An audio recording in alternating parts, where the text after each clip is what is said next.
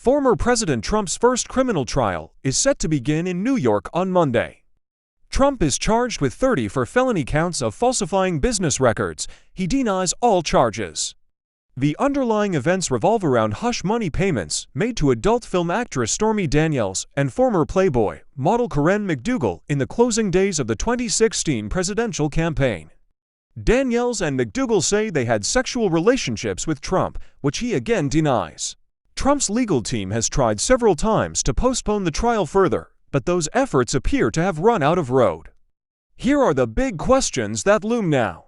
The schedule for the trial has one obvious impact on the presidential campaign. It curtails the amount of time Trump has available to hit the campaign trail. Right now, that may not be a massive problem. Trump could still hold campaign rallies on weekends, and those events might engender even more interest than usual in the middle of his trial. The presidential race is not yet at a point where either he or President Biden would be expected to be on the stump 7 days a week. Still, once the trial process begins with jury selection on Monday, Trump might want to get it all over without delay.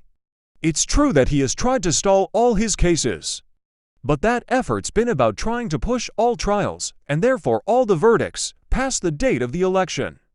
The chances of him achieving that goal in New York appear very small at this point. The choice, then, is a binary one. Trump will be found guilty or acquitted. A guilty verdict would plainly be very damaging. But, from Trump's perspective, it would be a bit less bad if such a verdict arrived months before voters were actually pulling the lever. The offense with which Trump is charged is usually a misdemeanor rather than a felony. But it can fall into the latter category when prosecutors contend, as they do here, that a defendant cooked the books as part of another crime. The case being made by Manhattan District Attorney Alvin Bragg and his team is that Trump falsified business records in order to conceal breaches of state and federal election law. Some facts are undisputed. Trump's then-fixer and attorney Michael Cohen paid Daniels $130,000 shortly before the 2016 election to keep her claims of having had sex with Trump a decade earlier out of the public domain. Trump, through his company, then reimbursed Cohen with payments that were officially classified as a retainer for his legal services.